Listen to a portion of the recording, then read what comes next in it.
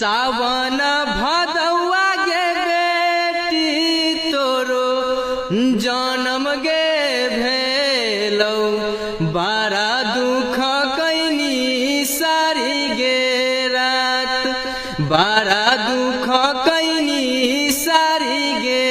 रात सासू मोरा सुनलन गे बेटी पोती जन्म गे भेलै ठोकी लेलन बाजार गे के बार ठोकी लेलन बाजार गे के बार ननद मोरा सुनलन गे बेटी भतीजी जन्म गे भेलै घरे घर